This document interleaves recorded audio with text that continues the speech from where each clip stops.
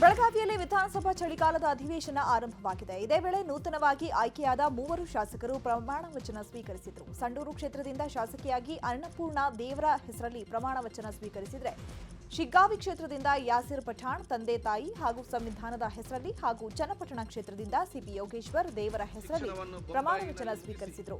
ಆ ಬಳಿಕ ಅಗಲಿದ ಗಣ್ಯರಿಗೆ ಸಂತಾಪ ಸೂಚಿಸಲಾಯಿತು. ಭಾರತದ ಖ್ಯಾತ ಗೌರವಾರ್ಥವಾಗಿ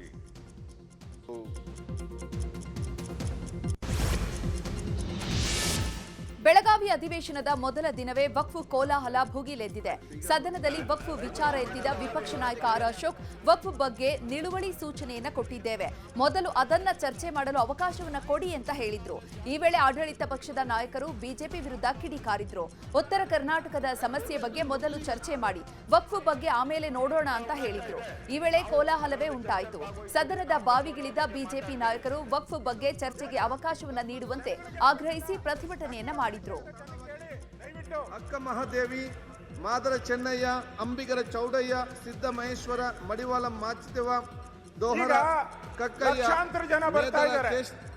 ಕೇತಯ್ಯ, ಬಹುಮುಖಿ ಚೌಡಯ್ಯ, ಕೇತಲ ದೇವಿ ದುಗ್ಗಲೆ. ಸುವರ್ಣಸೌಧದಲ್ಲಿ ನಡೀತಾ ಇರೋ ಕಲಾಪದಲ್ಲಿ ವೀರಶೈವ ಲಿಂಗಾಯತ ಮೀಸಲಾತಿ ವಿಷಯ ಮಾರ್ಧನಿಸಿದೆ. ನಾಳೆ ಬೆಳಗಾವಿ ಸುವರ್ಣಸೌಧ ಮುತ್ತಿಗೆಗೆ ಪಂಚಮಸಾಲಿ ಸಮುದಾಯದವರು ಟ್ರ್ಯಾಕ್ಟರ್ ಮುತ್ತಿಗೆಗೆ ಮುಂದಾಗಿದ್ದಾರೆ. ಜನರಿಗೆ ಸಮಸ್ಯೆ ಆಗುತ್ತೆ ಅಂತ ಜಿಲ್ಲಾಧಿಕಾರಿಗಳು ಅವಕಾಶ ಕೊಟ್ಟಿಲ್ಲ. ಹೀಗಾಗಿ ಪ್ರತಿಭಟನೆಗೆ ಅವಕಾಶ ಕೊಡಿ ಅಂತ ಯತ್ನಾಳ್ ಬೆಲ್ಲದ್ ಧ್ವನಿ ಎತ್ತಿದ್ರು. ಸ್ಪೀಕರ್ ಅವಕಾಶ ಕೊಡಲಿಲ್ಲ. ಆಗ ಯತ್ನಾಳ್ ಬೆಲ್ಲದ್ ಸದನದ ಬಾವಿಗಿಳಿದು ಪ್ರತಿಭಟನೆ ನಡೆಸಿದ್ರು. ಈ ವೇಳೆ ಜಟಾಪಟಿ ಜೋರಾಗಿದ್ದರಿಂದ ಸಿಎಂ ಸಿದ್ದರಾಮಯ್ಯ ಮಧ್ಯ ಪ್ರವೇಶಿಸಿ ಮೀಸಲಾತಿ ವಿಷಯದಲ್ಲಿ ಹೋರಾಟಕ್ಕೆ ಅಡ್ಡ ಬರಲ್ಲ, ನಾಳೆ ಸರ್ಕಾರದ ಉತ್ತರ ಕೊಡ್ತೀವಿ ಅಂತ ಸಿಎಂ ಭರವಸೆ ಕೊಟ್ಟರು.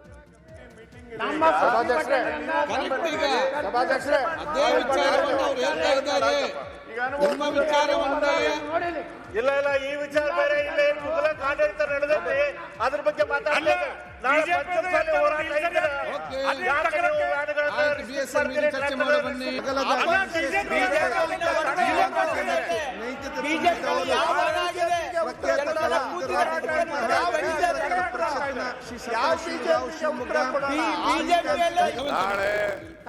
ಸರ್ಕಾರದ ನಿಲುವೇನು ಅಂತಕ್ಕಂಥದ್ದನ್ನು ಸ್ಪಷ್ಟಪಡಿಸಿ ಇವರಿಗೆ ಉತ್ತರ ಕೊಡ್ತೇವೆ. ಇನ್ನು ಬಳ್ಳಾರಿ ಬಿಮ್ಸ್ನಲ್ಲಿ ಬಾಣಂತಿಯರ ಸಾವಿನ ವಿಷಯ ಪರಿಷತ್ನಲ್ಲಿ ಪ್ರತಿಧ್ವನಿಸಿತ್ತು. ಶೂನ್ಯ ವೇಳೆಯಲ್ಲಿ ಬಿಜೆಪಿ ಎಂಎಲ್ಸಿ ರವಿಕುಮಾರ್ ಬಾಣಂತಿಯರ ಸರಣಿ ಸಾವಿನ ಬಗ್ಗೆ ಪ್ರಸ್ತಾಪಿಸಿದ್ರು. ಗ್ಯಾರಂಟಿ ಯೋಜನೆಯಡಿ ಮಹಿಳೆಯರ ಸಬಲೀಕರಣ ಮಾಡ್ತಾ ಇರುವ ಸರ್ಕಾರ ಮತ್ತೊಂದು ಕಡೆ ಬಾಣಂತಿಯರ ಸಾವಿಗೆ ಕಾರಣವಾಗ್ತಾ ಇದೆ. ಕಳಪೆ ಔಷಧಿ ಪೂರೈಕೆಯಿಂದಾಗಿ ಇಂತಹ ಪ್ರಕರಣಗಳು ನಡೀತಾ ಇವೆ. ಈ ಬಗ್ಗೆ ಆರೋಗ್ಯ ಸಚಿವರು ಯಾಕೆ ಗಮನ ಹರಿಸ್ತಾ ಇಲ್ಲ ಅಂತ ಕಿಡಿಕಾರಿದ್ರು. ಗೃಹಲಕ್ಷ್ಮಿಯರ ಮಾರಣ ಹೋಮ ಆಗುತ್ತಿದೆ. ಮಗುವಿಗೆ ಜನ್ಮ ನೀಡಲು ಸರ್ಕಾರಿ ಆಸ್ಪತ್ರೆಗೆ ವಿಶ್ವಾಸದಿಂದ ತೆರಳುವ ಗೃಹಲಕ್ಷ್ಮಿಯರು ಜೀವ ಸಮೇತ ಮರಳಿ ಮನೆಗೆ ಬರುವ ಗ್ಯಾರಂಟಿಯೇ ಇಲ್ಲ. ಇದೇನಾ ಮಹಿಳೆಯರ ಸಬಲೀಕರಣ? ರಾಜ್ಯದಲ್ಲಿ ಸರ್ಕಾರಿ ಆರೋಗ್ಯ ವ್ಯವಸ್ಥೆ ಪೂರ್ಣ ಹದಗೆಟ್ಟಿದೆ. ಆಸ್ಪತ್ರೆಗಳು ಸಾವಿನ ಕೂಪಗಳಾಗಿವೆ. ಕಳಪೆ ಗ್ಲೂಕೋಸ್ ಔಷಧಗಳಿಂದ ಗೃಹಲಕ್ಷ್ಮಿಯರು ಬಲಿಯಾಗುತ್ತಿದ್ದಾರೆ. ಬಳ್ಳಾರಿ ಆಸ್ಪತ್ರೆಯಲ್ಲಿ IV ದ್ರಾವಣ ಅಂದರೆ ರಿಂಗರ್ ಲ್ಯಾಕ್ವೇಟ್ ದ್ರಾವಣ ಪಡೆದ 2 ಗಂಟೆಯಲ್ಲಿ 9 ಬಾಣಂತಿಯರು ಅಸ್ವಸ್ಥರಾಗಿದ್ದರೆನ್ನುವುದು ಕಳವಳ. ವಿಧಾನ ಪರಿಷತ್ನಲ್ಲಿ ಇವತ್ತಿನಿಂದಲೇ ಅನೇಕ ವಿಚಾರಗಳ ಬಗ್ಗೆ ಚರ್ಚೆ ನಡೆಸಲಾಯಿತು. ಅತಿಥಿ ಶಿಕ್ಷಕರ ವೇತನದ ಬಗ್ಗೆ ಪರಿಷತ್ ಸದಸ್ಯ ಧನಂಜಯ್ ಸರ್ಜಿ ಪ್ರಶ್ನೆ ಮಾಡಿದರು. 2020ರ ನಂತರ ಅತಿಥಿ ಶಿಕ್ಷಕರ ವೇತನ ಹೆಚ್ಚಾಗಿಲ್ಲ. ಸೆಕ್ಯೂರಿಟಿ ಕೆಲಸದವರಿಗಿಂತ ಕಡಿಮೆ ಸಂಬಳ ಕೊಡ್ತಾ ಇದ್ದಾರೆ. ವೇತನ ಹೆಚ್ಚಳ ಮಾಡಿ ಅಂತ ಮನವಿ ಮಾಡಿಕೊಂಡ್ರು. ಇನ್ನು ಇದಕ್ಕೆ ಉತ್ತರಿಸಿದ ಸಚಿವ ಮಧು ಬಂಗಾರಪ್ಪ, ಆರ್ಥಿಕ ಇಲಾಖೆಗೆ ಪ್ರಸ್ತಾವನೆ ಕಳುಹಿಸಲಾಗಿದೆ ಅಂತ ಹೇಳಿದರು. 48,657 ಶಿಕ್ಷಕರು ಮತ್ತು ಉಪನ್ಯಾಸಕರು ಅತಿಥಿ ಶಿಕ್ಷಕರಿದ್ದಾರೆ. ಅವರು 2 ವರ್ಷ ತಮ್ಮ PUC ಆದಮೇಲೆ ಡಿಗ್ರಿ ಮುಗಿಸಿ ಮತ್ತೆ ಅವರ ಕೋರ್ಸನ್ನ ಮುಗಿಸಿ 10 ವರ್ಷ ಕೆಲಸ ಮಾಡಿದರೆ ಅದ್ರ ಬದಲು 10ನೇ ಕ್ಲಾಸ್ ಓದಿ ಆರಾಮಾಗಿ 2 ವರ್ಷ ಆರಾಮಾಗಿದ್ದು ತಮ್ಮ ಯಾವುದೋ ಗ್ರೂಪ್ ಡಿನೋ ಅಥವಾ ಸೆಕ್ಯೂರಿಟಿ ಜಾಬ್ನೋ ಅಥವಾ ಅಟೆಂಡರ್ ಜಾಬ್ ಮಾಡಿದರೆ 17,500 ರೂಪಾಯಿ ಸಂಬಳ ಬರ್ತದೆ.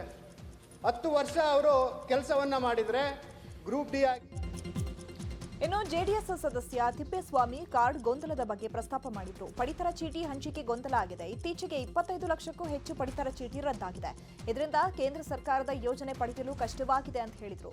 ಇದಕ್ಕೆ ಉತ್ತರ ನೀಡಿದ ಸಚಿವ ಮುನಿಯಪ್ಪ, ಐಟಿ ಫೈಲ್ ಮಾಡುವವರ ಪಡಿತರ ಚೀಟಿ ಮಾತ್ರ ರದ್ದು ಮಾಡಲಾಗಿದೆ.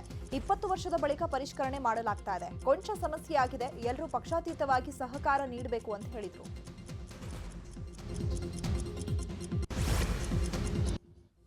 ರಾಜಕೀಯ ಸುದ್ದಿಗಳನ್ನು ನೋಡೋಣ.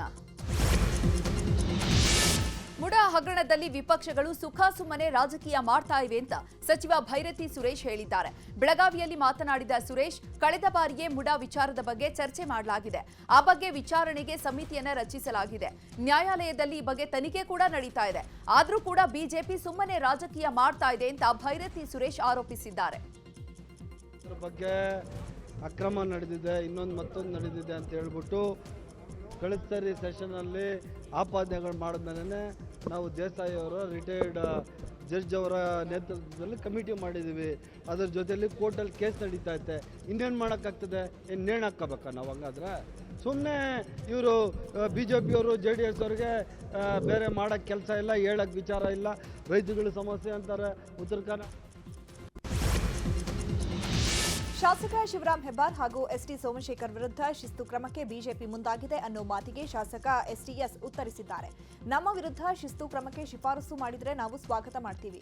ವಕ್ಫ್ ವಿವಾದ, ಬಾಣಂತಿಯರ ಕೇಸ್ನಲ್ಲಿ ದನಿಗೂಡಿಸಿ ಅಂದ್ರೆ ದನಿಗೂಡಿಸ್ತೀವಿ. ಇಲ್ವಾ? ನಮ್ಮ ಕ್ಷೇತ್ರದ ಸಮಸ್ಯೆಗಳ ಬಗ್ಗೆ ಅಷ್ಟೇ ಚರ್ಚೆ ಮಾಡ್ತೀವಿ. ನಾವೇನು ರಾಜ್ಯಾಧ್ಯಕ್ಷರ ಬಗ್ಗೆ ಆಗ್ಲಿ ಪಕ್ಷದ ಬಗ್ಗೆ ಆಗ್ಲಿ ಮಾತನಾಡಿಲ್ಲ.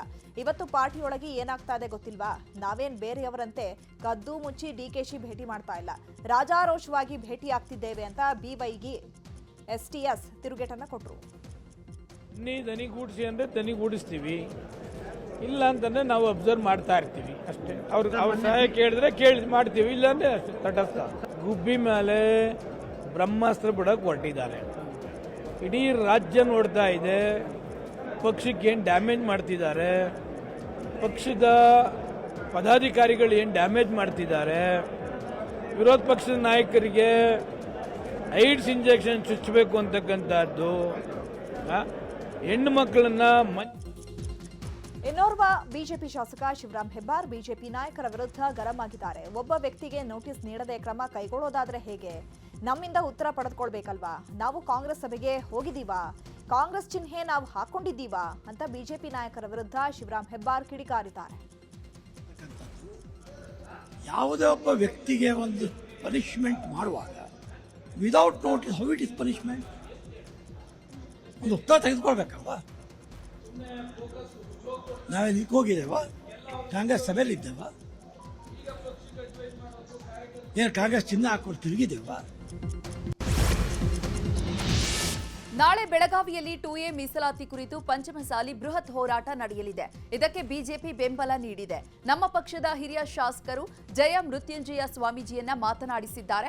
ಪಂಚಮಸಾಲಿ ಮೀಸಲಾತಿ ಹೋರಾಟಕ್ಕೆ ನಮ್ಮ ಬೆಂಬಲ ಇರೋದನ್ನ ತಿಳಿಸಿದ್ದಾರೆ ಅಂತ ಬಿಜೆಪಿ ರಾಜ್ಯಾಧ್ಯಕ್ಷ ವಿಜಯೇಂದ್ರ ಹೇಳಿದ್ದಾರೆ. ಈ ಬಗ್ಗೆ ಬೆಳಗಾವಿಯಲ್ಲಿ ಮಾತನಾಡಿದ ಅವರು, ಈ ಹಿಂದೆ ಯಡಿಯೂರಪ್ಪರವರ ಬೆಂಬಲ ಮೀಸಲಾತಿ ಹೋರಾಟಕ್ಕೆ ಇರಲಿಲ್ಲ ಎಂಬ ಕೆಲವರು ಬಿಂಬಿಸುವಂತಹ ಕೆಲಸವನ್ನ ಮಾಡ್ತಾ ಇದ್ದಾರೆ. ಈ ಹಿಂದೆ ಬಿಜೆಪಿ ಸರ್ಕಾರ ಇದ್ದಾಗ ಪಂಚಮಸಾಲಿ ಸಮುದಾಯಕ್ಕೆ 3B ಯನ್ನ ಕೊಟ್ಟಿತ್ತು. ಅದೇ ಕಾರಣದಿಂದಾಗಿ ಇಂದು 2A ನೀಡಬೇಕು ಅಂತ ಹಕ್ಕೊತ್ತಾಯ ಮಾಡಲು ಸಾಧ್ಯವಾಗಿದೆ.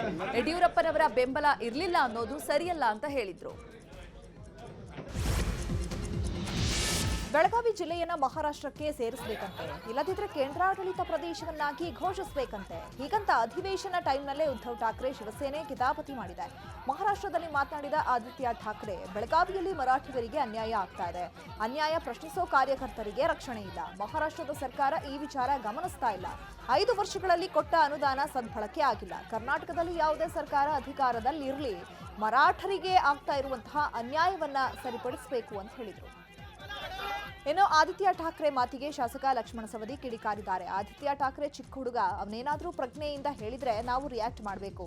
ಹುಚ್ಚುತನದ ಹೇಳಿಕೆಗೆ ನಾವು ಗಮನ ಕೊಡಬೇಕಿಲ್ಲ. ಪ್ರಜ್ಞೆಯಿಂದಲೇ ಹೇಳಿದ್ರೆ ನಾವು ಮಹಾರಾಷ್ಟ್ರವನ್ನ ಕೇಳಬೇಕಾಗತ್ತೆ ಅಂತ ಹೇಳಿದರು. ಬಿಜೆಪಿಯಲ್ಲಿ ಆಂತರಿಕ ಜಗಳ ಸದ್ಯಕ್ಕೆ ಅಂತ್ಯವಾಗೋ ಲಕ್ಷಣಗಳು ಕಾಣಿಸ್ತಾ ಇಲ್ಲ. ದಾವಣಗೆರೆಯಲ್ಲಿ ಮಾತನಾಡಿರೋ ಮಾಜಿ ಸಚಿವ ರೇಣುಕಾಚಾರ್ಯ, BP ಹರೀಶ್ ದೆಹಲಿಯಲ್ಲಿ ಸುದ್ದಿಗೋಷ್ಠಿ ಮಾಡಿ ರಾಷ್ಟ್ರೀಯ ನಾಯಕನಾಗಲು ಹೊರಟಿದ್ದಾನೆ, ಆತ ಈಗ ದೊಡ್ಡ ಮನುಷ್ಯ ಆಗಿದ್ದಾನೆ ಅಂತ ವ್ಯಂಗ್ಯವಾಡಿದ್ದಾರೆ.